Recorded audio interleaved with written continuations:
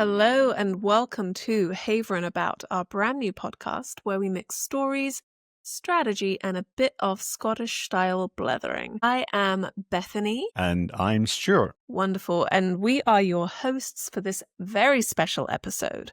So if you haven't listened to the previous episodes, you should. They're on Apple and Spotify and YouTube and all those lovely places. But we are both healthcare technology sales professionals, and that's what we primarily talk about on this podcast. However, this is a very special episode. For those of you who don't know Stuart personally, he, in the spring of 2023, underwent a double lung transplant, which is a huge miracle of medicine. I mean, truly, and we will echo and repeat this repeatedly, I'm sure, throughout the show. We are so thankful to Vanderbilt University Medical Center, to the donor family who donated Dad's lungs that are now in him and breathing and moving and keeping him alive, and to all of the scientists and medical professionals that have come before who have pioneered this technology and finessed it and made it the wonderful, wonderful technology that it is today. Yeah. And it's particularly appropriate that we're going to be dropping this episode to make it live around the time of October the 9th, 2025, which has been declared National Lung Transplant Awareness Day.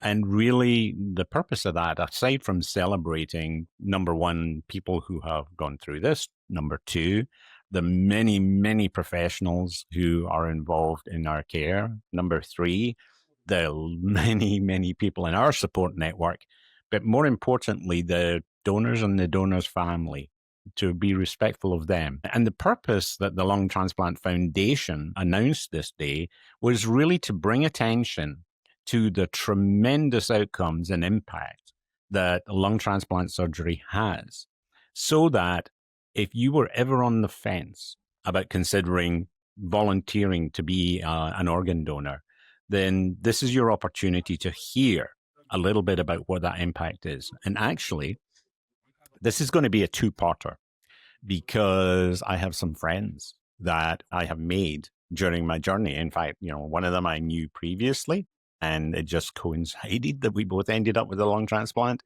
and others I've met on my journey. So we're going to be interviewing them, and then next week we'll be really profiling their stories, so you can hear a little bit more diversity other than just Stuart droning on about his story.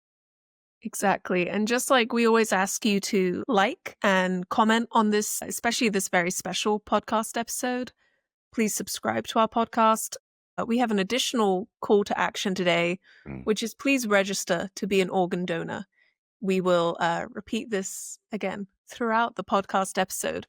But if you go to registerme.org, you can make sure that you're signed up. Usually when you sign up for your driver's license, you can sign up. It is a wonderful, wonderful gift that you can give even after you die. It's really remarkable. Yeah. And we'll be putting a number of different links in, but there is a national one that is provided by the federal government to direct you for your state as to where the correct place is. But there's another fantastic organization called Donate Life, who will actually help guide, and they promote inside the various states of the United States.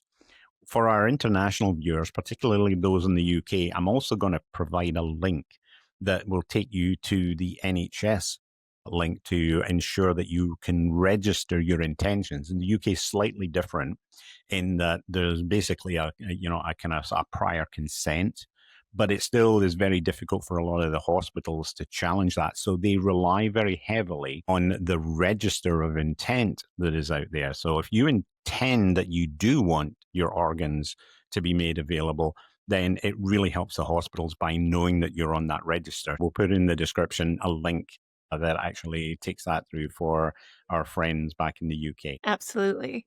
So we are going to start this episode by talking a little bit about Dad's story and especially the month or two prior, as well as the, recovery and where we are now 2.5 years later. And then in the second half, we're going to talk a little bit about the impact that something like this has on the family, but also, as a health technology sales professional, what happens when you yourselves are completely pulled out of action for months? And what happens if your family member is pulled out of action and you suddenly have to step up, in so many ways, emotionally, physically, financially, and kind of the impact that that makes, and a few lessons along the way. And then in our next episode, we are very blessed to have some of our new friends share their stories as well. So we really encourage you to listen to that. Again, we all work in healthcare. We know that we wake up every day, and it doesn't matter what you're selling, whether it's an EHR, a clinical app, or rev cycle, or data. You are making the wheels of healthcare move and making something as frankly ridiculous as a double lung transplant actually happen. It's really remarkable. So, Dad, do you maybe want to give a not too rambly long version? Because I know there is a Substack on Dad's Haverin Substack. He gets into all the timeline and the details. If you really want to get in the weeds, we will put a Yep. link. But do you maybe want to give a Cliff Notes version of the, maybe not highlights, Absolutely. lowlights? Yeah, no, absolutely. And I think that I will try to make that as concise as possible, because I think it's important that if you do want to hear that story or read that story, it's available in the Substack. The other thing is, one of the guests that I have for next week's podcast is a lady called Jenny McFarlane. Jenny has a podcast of her own, invited as a guest to participate on her podcast, and she's on 155 episodes, all stories of people who have received a transplant. And you'll hear Jenny's story next week, but she interviewed me, and I went and looked, and my episode is one of the longest she has. It's an hour and 20 Doesn't minutes. surprise me. You don't need to listen to an hour and 20 minutes, but again, we'll put the link there for those who would like to get a flavor of what Jenny's storytelling style is. And you'll obviously hear her story herself next week. She also was a lung transplant recipient. But in terms of the course of my disease, it was very unusual and quite short compared to a lot of people who have pulmonary or breathing problems. I started in probably, sort of like 2019. I started to, like have some breathing problems, but I put it down to I was obese, I was out of condition, I wasn't looking after myself. I'd done a big effort to get fit leading up to Bethany's wedding in 2017. And then, like all of us, I fell off the wagon and started doing all the bad things again. But I put it down to that, and I thought, well, no, it's fine. Then early in 2020, yes, that period of time during the pandemic, I suddenly became more breathless than I had been. And one evening, I was in a hotel in Nashville. I'd been having a sales team meeting, and I just suddenly, it was like a wall fell on my chest. I couldn't get breath. I just couldn't breathe at all.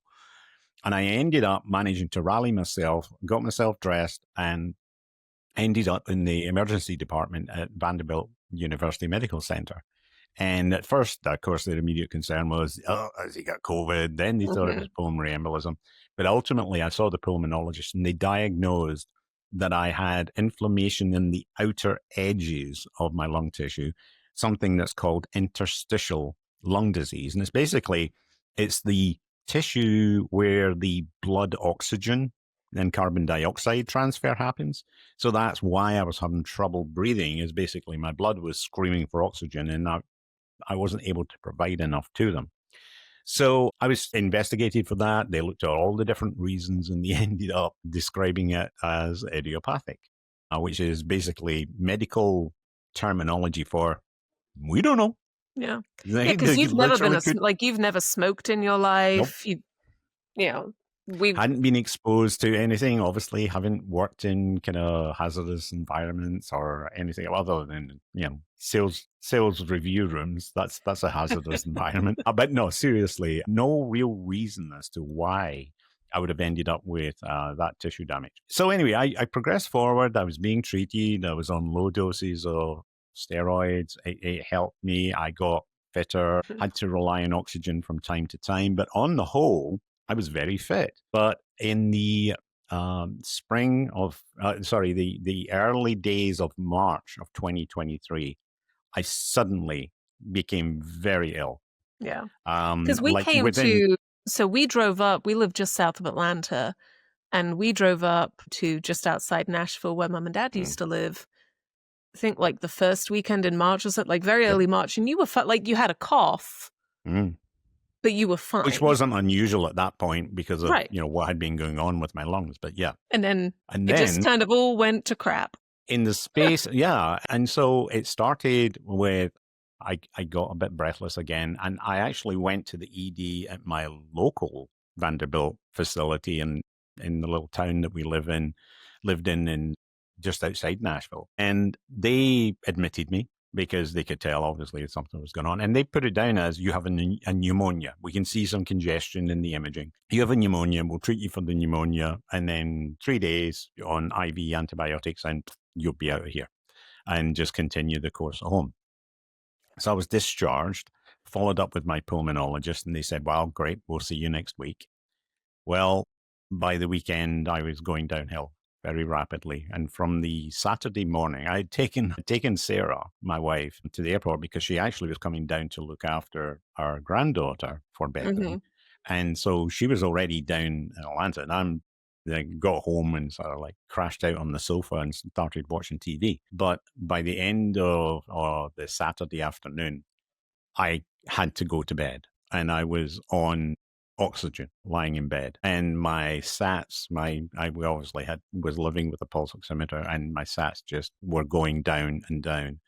So ultimately about 8 o'clock at night, my son said, Dad, we're all out of weapons. I'm calling the EMS. And EMS rushed me to Vanderbilt. They immediately put me on this amazing machine, which I could go on for hours about, which is called a high flow oxygen system. And the particular one was a Fisher Paykel OptiFlow is what it's called. And it just delivers massive amounts of oxygen into your nasal cavities through a special big extra wide cannula type thing. I will put some images up and that will give you an idea of what that looks like. But the oxygen is coming through at high volume, relatively high pressure. It's heated because at that pressure, oxygen is incredibly cold, so they heat it, and they also humidify it because it's incredibly dry. So it would like destroy the cell linings of your nose, for example. So I'm on that, and that felt immediately better. And I thought, oh, good, they've got some treatment for me, and we'll be good from there. And so I was admitted to medical ICU at the medical center. And Fast by the forward, way, yep, I think I was in the UK on a yes, work trip. So which is why I was mum completely was in. away, which is why mum was in Yep, Atlanta helping with my daughter.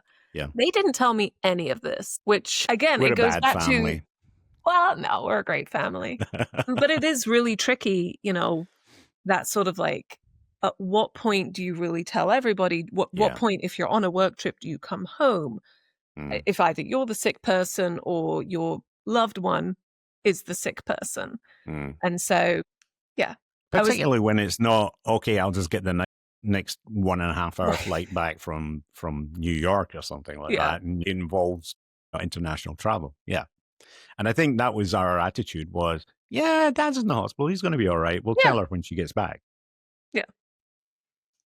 Anyway, so I get tons of investigations during that time, but it's obvious I'm becoming sicker and sicker. And that the steroids and antibiotics weren't cutting it. That wasn't what was going on. And on the Wednesday morning, so from the Saturday to the Wednesday morning, you get the ICU crew, the rounding crew come in, and the medical director, who I'd gotten to know reasonably well by then, of the medical ICU, was standing there and he said, Mr. Miller, I'm terribly sorry. We are not going to be able to save your lungs. You have about 15% viable tissue left to transfer oxygen into your body. So we are going to list you for a lung transplant. Literally drop the mic Yeah. because I had no concept that that was anywhere in my future. Yeah. We were all Um, so shocked. We like, but he's doing better. What's going on? well, and I wasn't even in a position to call Sarah or any of the family at that point because I was genuinely, I was the most shell-shocked I've ever been in my life. I went in a hole. I felt very sorry for myself. I was just distraught. And I immediately started thinking, how do I tell them? What's going to happen to them? If I don't come through this, what's going to happen to them all? Because I'm the sole breadwinner for the family in terms of like Sarah and myself and Bethany's brother. And so from that perspective, I was really starting to do that. Then I kicked myself in the butt about 4 hours later. As I said, You had you're 4 hours of being wallowing. 4 hours. Well, it was slightly worse than wallowing. I mean, Yeah. I genuinely was in a real depressive hole. But I kicked myself in the butt and said, it's a problem. Problems can be solved. Yeah. What are we going to do? So I immediately dropped into, all right, how are we going to get through this? What are we going to do? What's next, etc. And I started, I became the worst Dr. Google ever in the world because I immediately started going, don't do that. It's scary when if you just go and randomly search, and feel free to do it if it's not something that's affecting you. But if you go and randomly search, lung transplant, life survivability, and things, you get scary information. And we're going to sort of disavow some of that, or at least give you context to it as we talk both in this episode and in the next one with my friends. But I immediately started to try and be scientific about it. I've got medical background. I understand some things. I can work out other things, and I can ask intelligent questions of my providers, etc. So I immediately started going through and coming up with, okay, what's the plan? What do we need to do here? Now, normally for a lung transplant, you have to do a big battery of tests and evaluations. And I mean, they cardiac cath your heart. They check out your heart from the inside to work out, is his heart up for being able to handle this if we give him a new set of lungs, et cetera, et cetera. And they want to rule out that you don't have cancer. They want to rule out everything. So I had to have the most comprehensive examination that you can ever manage. And all you got the full MOT.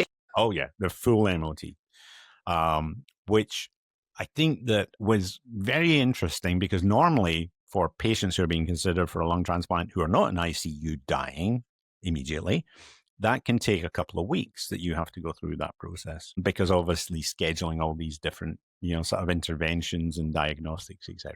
They did that in 5 days and then said, right, okay, we've got all of the data now. We need to score you.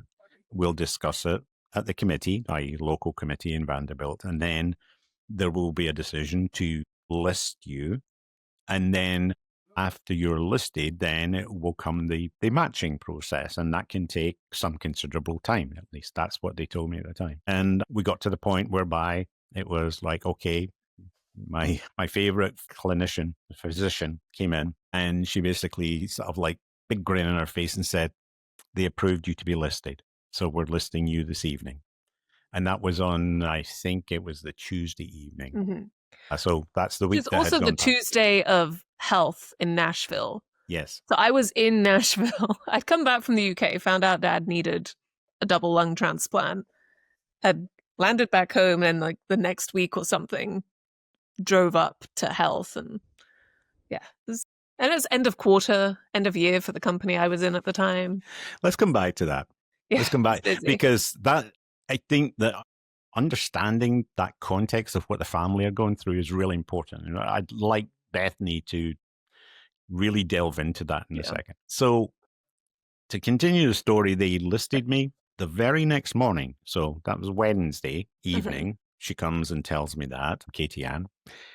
The very next morning, she comes in with her colleague, and they basically, this is the pulmonology team, and says, I don't want you to get your hopes up, but we think we've found a match. And I was like, wait. No, you just listed me. What do you mean you found a match? She said, don't ask, but we're pretty certain this is a good match. And I went, okay. And maybe another time, maybe next week, we can talk a little bit about the mechanics around that, because there's scoring that takes place, when you go through all those evaluations. And it had just changed nationally. Literally 10 days before they were doing this process with me, it just changed. So anyway, they tell me that they think they found tissue, but there can be false alarms. The organs might not be suitable. There might be all kinds of challenges, but let's, let's proceed. So later that day, Thursday evening, she comes back in and she says, okay, we've dispatched a team to Phoenix, Arizona. I mean, I'm just absolutely stunned at the speed of all of this is happening. And they literally, they use private life flight planes to go and transport organs. I'm sure you've all heard the stories of this. Mm-hmm. And they flew to Phoenix, Arizona. And sadly, my donor had passed away in a couple of hours before they were alerted. And the surgeons who did my surgery actually go and harvest the organs because they need to check them out before they bring them away, just in case there's something that's not suitable for the recipient that they're going to deal with. And they got delayed flying back. They were supposed to get back, and I was supposed to have surgery on the Friday, but they got delayed because there were storms in the Midwest, on the Rockies, that meant that planes coming west couldn't get through. And so therefore they were delayed. And they eventually came through after the storms had passed and arrived late Friday night. Surgeons went home to bed. If you've been moved by today's stories, please consider becoming an organ donor. In the United States, go to organdonor.gov, and in the UK, organdonation.nhs.uk. Be someone's hero. And the next I know is Saturday morning, 4:30. Sarah is with me in the room, and suddenly my room is filled with about a dozen people pulling things out of me, shuffling me around, and I recognize it's the anesthetic team and some of the nursing staff and so on and so forth. And they're basically saying, okay, it's go time. And they whisk me over onto a gurney and wheeled me down to the operating theatre, still attached to my high flow oxygen kit and everything else, my monitors, etc. And the kind of classic thing that you see in some of the medical documentaries of high acuity surgery. And they wheeled me in there, and then the ultimate indignity, they said, could you slide over onto the table, please? They asked you to do the effort to shuffle over. And that was it. And then, the next I know is, coming around on the Sunday, I believe it was. So the surgery took place through most of Saturday. And then I was extubated about 24 hours later in the Sunday. And that's an interesting story for another day. It's a kind of weird sensation on from there. Anyway, I'll speed forward because we said we'd keep this short. I had There's a lot of details involved in a double lung transplant. I know. And that's why, if you want to know more, go read the article or listen and the to surgery Jenny's. Itself, like the op note of Dad's surgery is fascinating. Yeah. And even down to the little titanium bar I have and the 8 screws, I think it's like 4 feet of stainless steel wire I have in my chest to reconstruct. Because, I mean, if you're of a nervous disposition, mute for the next 30 seconds. They basically cut you through your sternum and crack you open. That's how they can get the old lungs out and the new lungs in. And then they do the lungs one at a time. So they take one out, put the new one in. They take the other one out, they put the new one in. And all the time you're attached to a life support machine called an ECMO. Very, very well known nowadays because of its use during COVID. But that machine is basically breathing and dealing with getting oxygen into your blood supply whilst they're doing all of this. So quite a lot involved. And it's, if you're really fascinated to learn more, there's plenty of information out there on the inter-Googles to be able to learn about that. But I was then back in ICU, critical care ICU now. They obviously moved from my now comfortable home in a medical ICU over because I'm post-surgery. And within another 24 hours, I was up on a main unit, the main transplant unit in 8 North in Vanderbilt. And that's where I was for the remainder of my time. And my time there was remarkably short. They get you up, standing, vertical, very quickly. You still have drains and tubes and IVs, and I had a pain relief going into my spine. I had all kinds of things. So if you should know by now my love of Star Trek, it was literally like the Borg, where you're walking around with all these tubes and things plugged in. But they make you walk. And you're going to hear me say walk, walk, walk, walk, walk over and over again. Yeah. Because they drill that into you. Walk, make those lungs work, get oxygen flowing through them. And so had a fantastic experience there. But one of the things that happens when you're a patient of that acuity, and it happens to all kinds of people in the hospital, is you become a label. So I was the 60-year-old male Caucasian Bolt bilateral orthotic lung transplant, i.e., 2 lungs orthotically implanted, etc. And therefore, they assume that you're going to be average until you prove them you're not. Well, I didn't feel average. I feel better than average. And, so I've always loved a challenge. Bethany and I are very similar in this respect. Show me a target. Well, I'm going to want to try and beat it. And so, therefore, from that perspective, I was very determined. Now, flashback. And I told my medical team this, I would always do a word of caution. Not everybody has the trajectory that I did. Okay, there are a lot of people who struggle, who have quite big complications. Maybe the tissue doesn't quite match. I was blessed, I believe, with a really strong genetic match, because both in my recovery then and since, I have had amazing improvement in my health. And that's what's allowed me to get on. But to convince the medical team and the physio team and the OT you weren't team, just an old man. Correct. I had to adopt what I called the close plan. So the close was I wanted to get home. That was the contract signing for me. And so to try and get there, had to, and it's funny, after having done the negotiation episode last week, I had to negotiate with them all. I had to find out what they wanted, and I had to tell them what I wanted, and we had to try and find somewhere to meet in the middle. And it was quite contentious, because it's like the PT was convinced I was going to end up in inpatient rehab.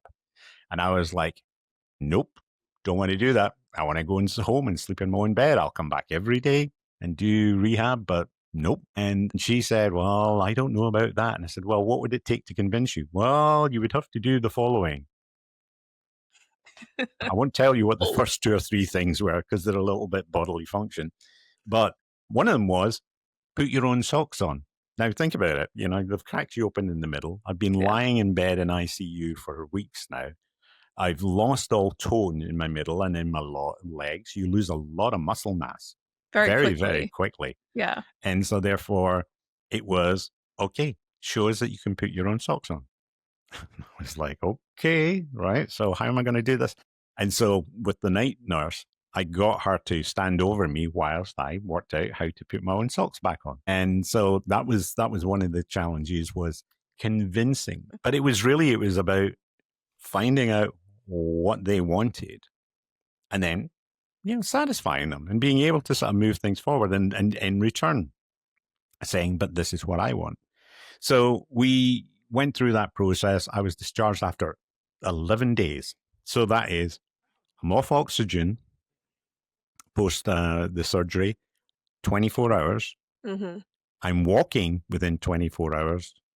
I'm out of the hospital and headed to home in 11 days. So that shows you what determination, or sheer bloody mindedness in my case, can do in terms of achieving a closed plan.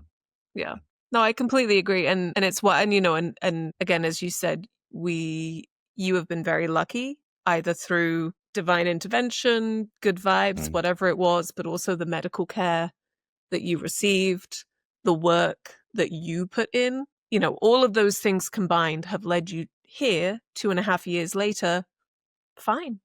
You have to take your drugs every day, right? The anti-rejection drugs. You've got to go. You just had your 2.5-year checkup, and you passed with flying colors. But it takes so many elements. But I do truly think that being a very stubborn salesperson and sales leader probably helped you because you have the personality where you have that drive. Yep. You want to succeed. You don't just want to hit your target, you want to exceed your target. Right. And so I Absolutely. think there's an innate personality trait within you that allowed you to be as successful as you are, along with all of those other factors. Yeah, I think so. And we'll touch a little bit on this, particularly as I'm talking to some of my friends, that resilience. Resilience is a Mm-hmm. great word. And I kind of almost treat it as I did an article recently about Invictus, which is undefeatable, and you can find that in the Substack. But resilience is one of my favorite words because I constantly tell people you have to build up resilience. And some of that comes from experience, of being able to overcome things. Life in sales is not straightforward. If you sail through your sales career, like constantly making quota, constantly getting promoted, constantly getting bonuses and spiffs, constantly going to President's Club, that may not be a true test. That may not be where you go. I think there's been many books written about how you learn from failure, you learn from adversity. And that's what I think instills resilience in a lot of people. So that Yeah. when you are faced with a big challenge, and believe me, the alternative to having a lung transplant was, yes, no Yeah. longer being here. Didn't And want so that. therefore, from that perspective, it was a big, big challenge. I went and faced it. I went, okay, we're going to face this down. We're going to make this work. How are we going to do it? What's the plan? How are we going to get through this? Okay, you want this, you want that. So I very much used all of those skills and experiences I've gained over, 40 years in professional life and sort of 30 years in sales to work my way through. And as I say, a reasonable amount of Scottish bloody mindedness along the way. Well, and I think the resilience goes beyond just the patient as well. It's the Yeah. whole family and friends, your personal network as well. So we'll transition a little bit now, I think, into how it impacted us, Yeah. especially me and especially through the lens of healthcare technology sales. So when dad first got sick, like I said, we saw him in early March and he was fine. And my then, how old was she then? Like 2.5-year-old was Mm. running around, having a great time.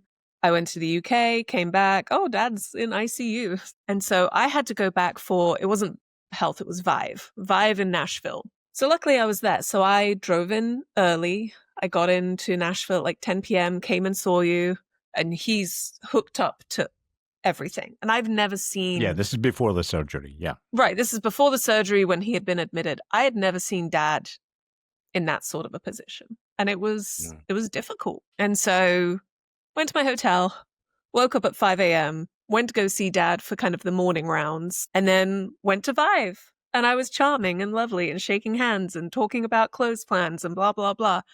All meanwhile, I'm like, dad's going to find out if he's accepted into the lung transplant program this week. Like, we don't know. If he's not, he's going to die in like a week. So I was going and being all charming and lovely at Vive with that in the back of my head. Mm. At the same time, I had kind of stepped up because mum was obviously lovingly a mess, Mm. right? So I had stepped up to handle some of the more administrative functions of the family. Yeah, Things like, you became my PA for like a yeah. few So weeks. it's end of Yes. quarter, Yeah. also end of year for the company that I was at. I was at Vive. I was trying to talk to dad's company as well because he was a sales leader at the time. And Mm-hmm. it was his end of quarter and he had to go on short-term disability. Well, what does that mean? How do we do that? How do we get the right money into the right places? What does that mean for his commission? Right? It's little things that you don't think about. And then when you're really, really sick, you can't think about because you're just trying to be alive. You're just trying to not die. Yeah. And so Different fight. different fights. So I stepped up and was kind of having that fight all while doing everything else. We then came back. So I went to Vive. I then drove to my parents' house, picked up my mom, took her to see dad. I then took her to my hotel, then went out to the Vive concert, whatever it was. I don't know what it was. I was there. I vaguely remember walking around with some of my friends. I don't know what the concert was. Came back, saw mum, took her home, went to Vanderbilt, went to. So that was just it for like 3 days. And then came back home on the Thursday night. And that was when they said, okay, we're a go. Dad's getting surgery on the Saturday. Well, it was my daughter's Easter egg hunt at school. So I'm like, well, there's nothing I can really do if I'm there 2 hours early or not. So let's go to the Easter egg hunt. And I cried the entire East. I had sunglasses on and I'm just stood on the playground with tears and all these moms are like, you okay? Like, I know it's really sweet seeing the little 2-year-olds do Easter egg hunts. And I'm like, oh, fine, it's fine, don't worry. Total mess. But then we loaded up the car. We drove to Tennessee. We took mum in for the surgery. We weren't allowed to go in because he was in such a critical unit that it was only kind of one person at a time. So we just, like, we couldn't see you. Jamie and I, my brother and I, we couldn't see you to say good luck, goodbye, whatever. We just kind of trusted that mum knew what she was doing and sent her off. And it was wild. What the funniest to me was my daughter fell asleep and in the guest room at my parents' house there, they had a crib set up for her because they are extra grandparents, very extra bougie people.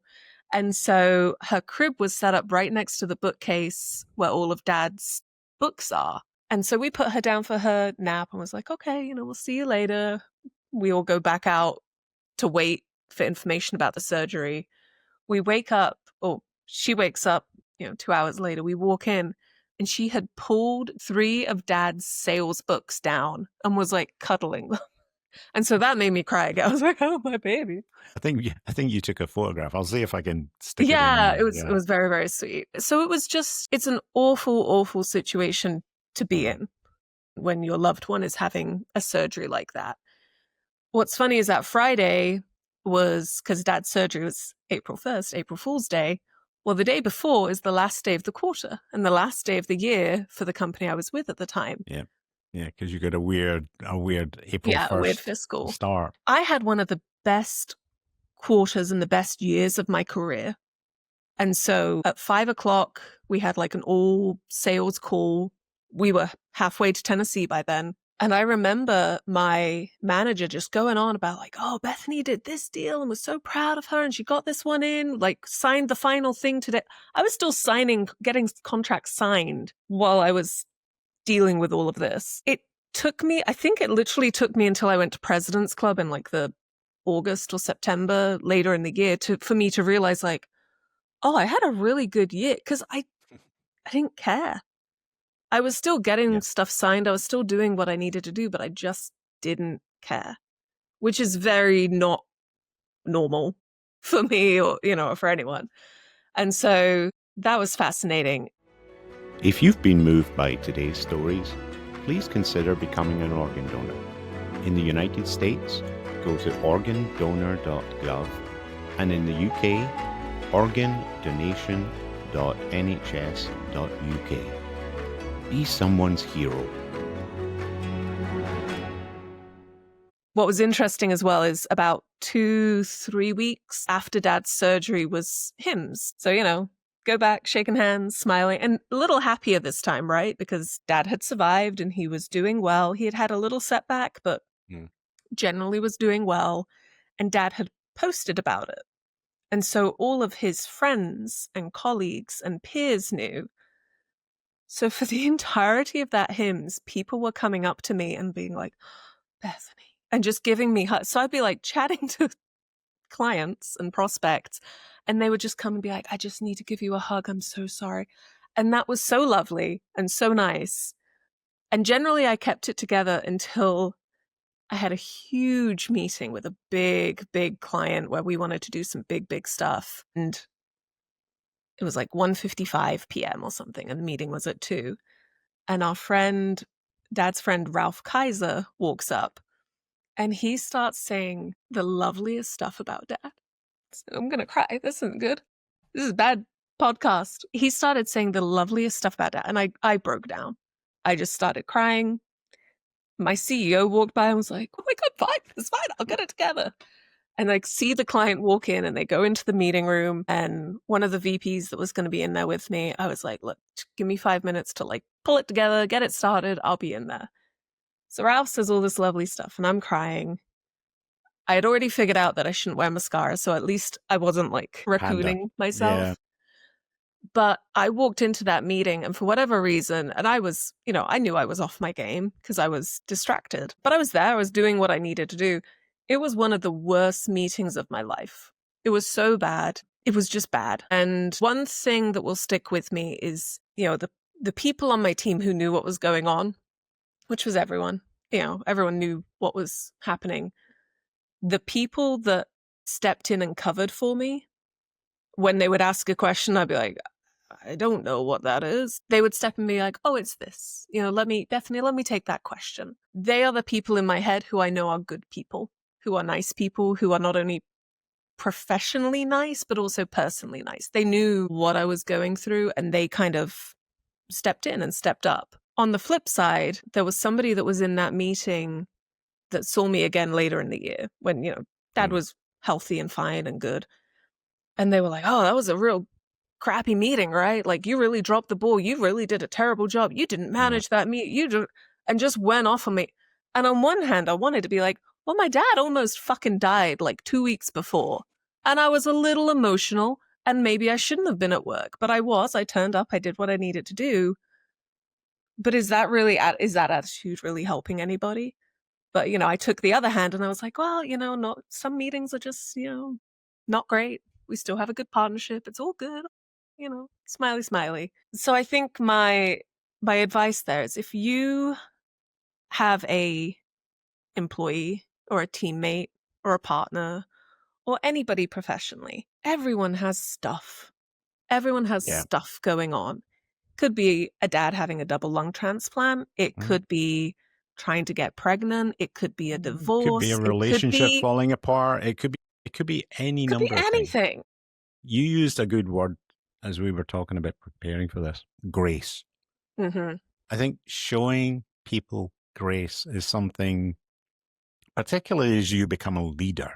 And I don't mean just in terms of leading people who are reporting to you, but just generally adopting a leadership mantle and being a good human being, having grace and a recognition for people's challenges and how that affects their work situation, I think is so important. It's very easy to become microcritical in a moment about this or that or this behavior or that decision. But I think that trying to understand, and I get it. Some people want to be incredibly private about what's going on in their life. And I totally respect that that's the case.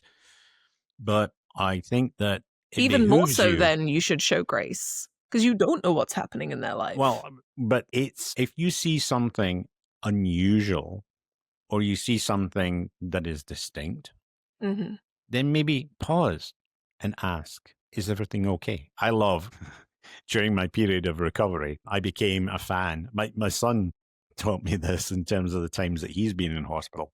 The Price is Right in the mornings on cable TV is one of the happiest shows on earth.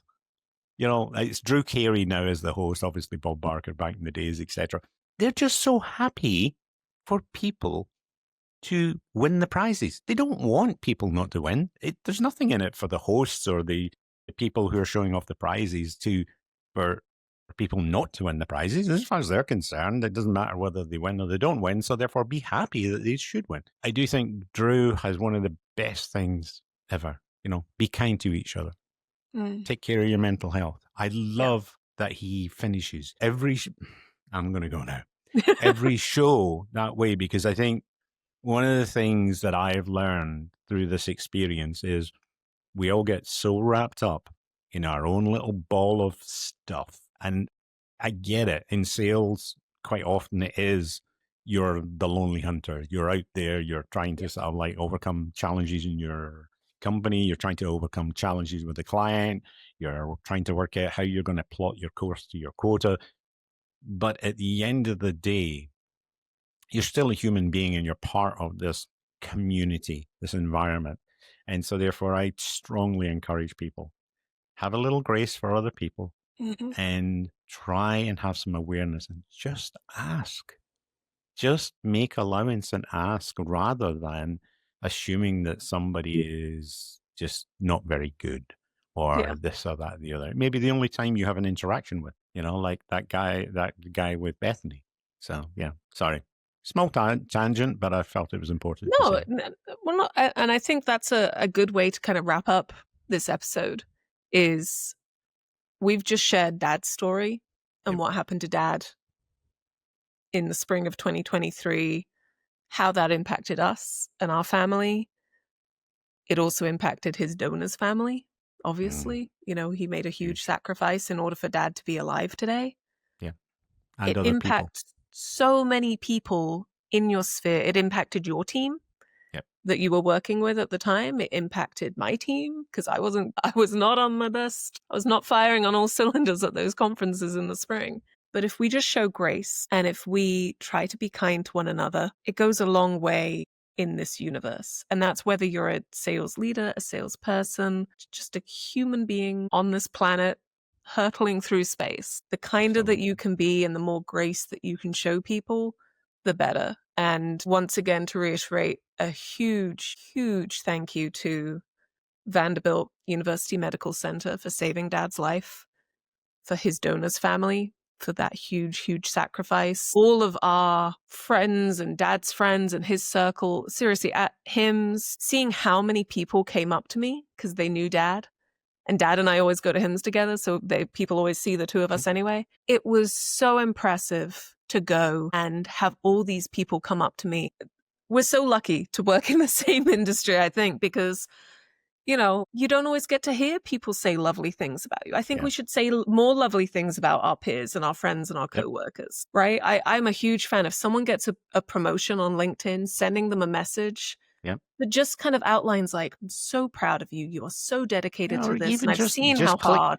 and instead of hitting the like, choose another icon. It shows that you Yeah, actually took a second to think about it, rather than just exactly. like, oh, I'm going through and I'm hitting that little blue thumbs up, blah blah blah blah blah. Yeah. Think about, something, maybe doing an applause, is maybe doing a heart if you know them really well, whatever it might be. Think That's about all. subscribing to You their don't podcast. have to. Yes, that would be good. Or their Substack. Let me finish with one last thing.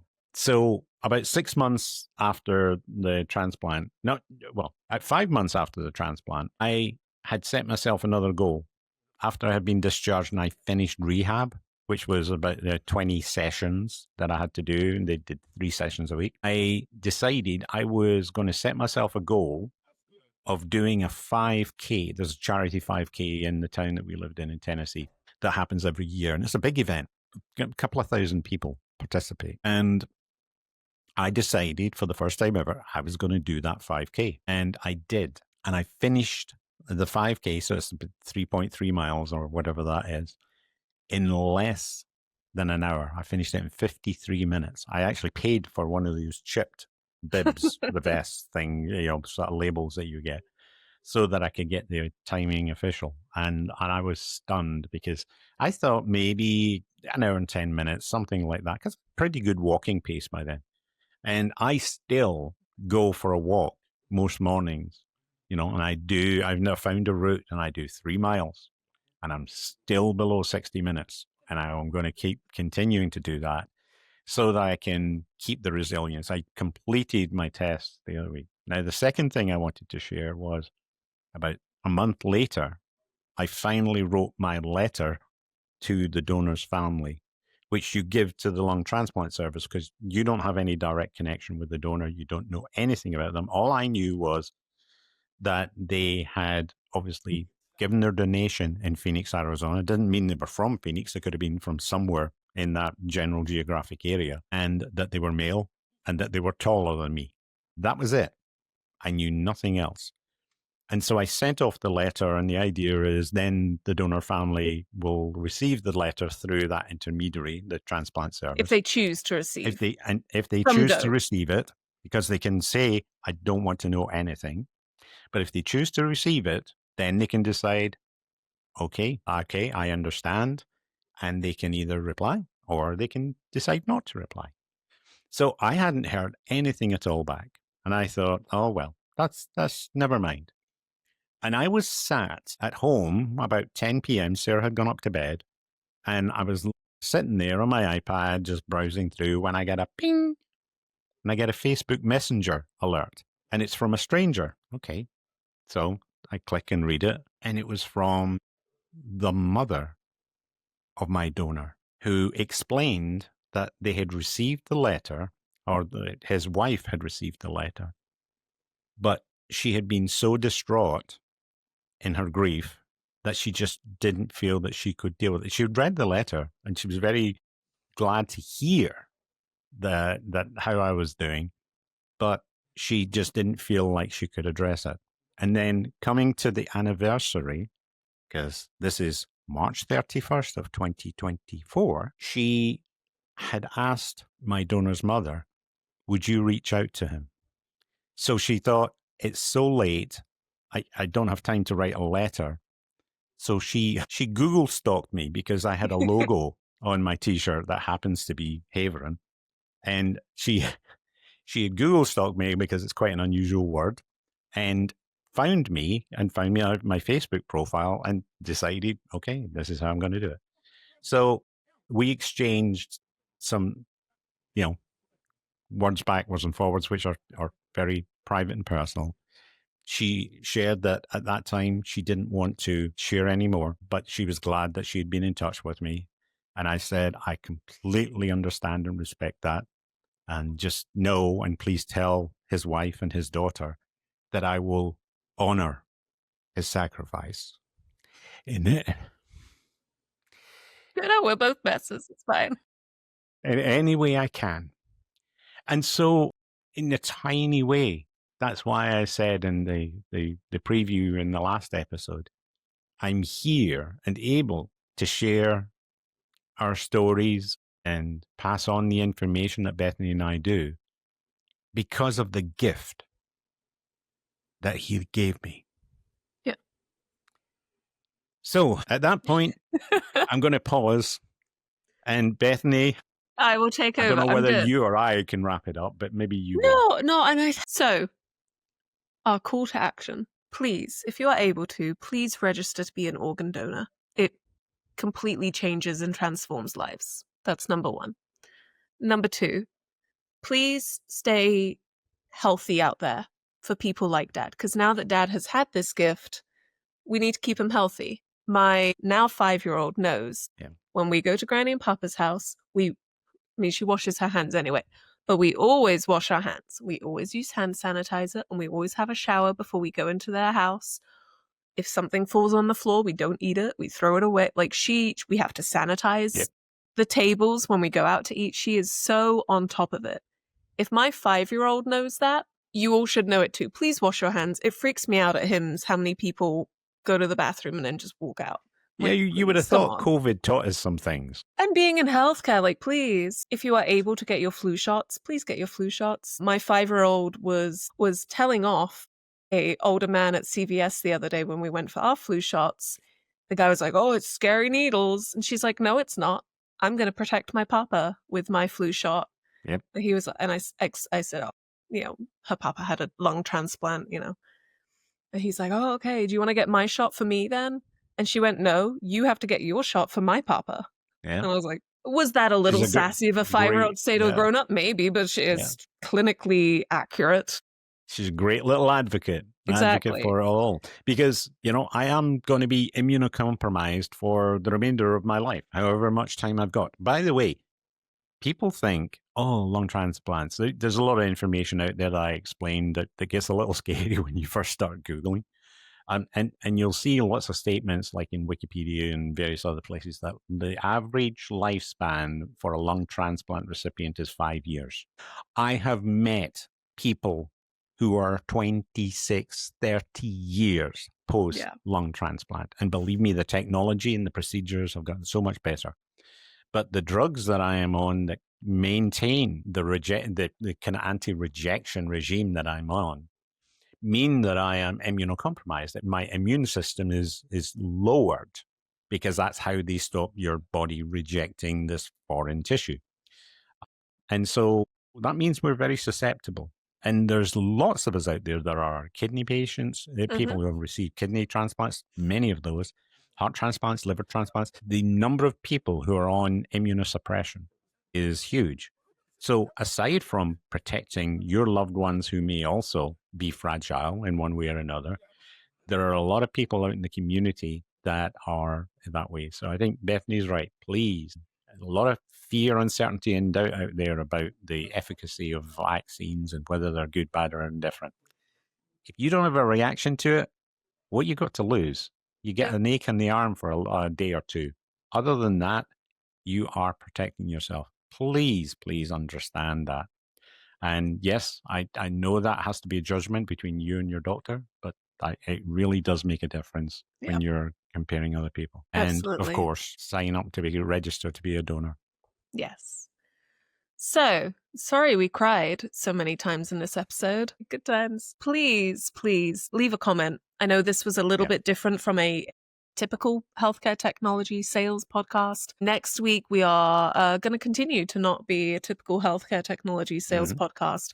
And we are going to be hearing from some of our friends who we've met during this journey who are also transplant recipients. Well, it's an interesting group because we have already trailed Jenny, who has a lot of experience with her podcast of talking with and learning from other transplant recipients, not just lung transplant recipients, but all kinds. But then the other two guests, one has been involved in technology sales leadership for most of his professional career, and it was just pure coincidence. And there's a very interesting twist to his lung transplant story that we'll get into. And then the other is actually a physician, a doctor, a medical doctor, who you'll get to meet and hear from, who ended up needing a double lung transplant. So each of them are going to have very different perspectives in terms of their experiences before lung transplant as to how then the transplant process affected them. Absolutely.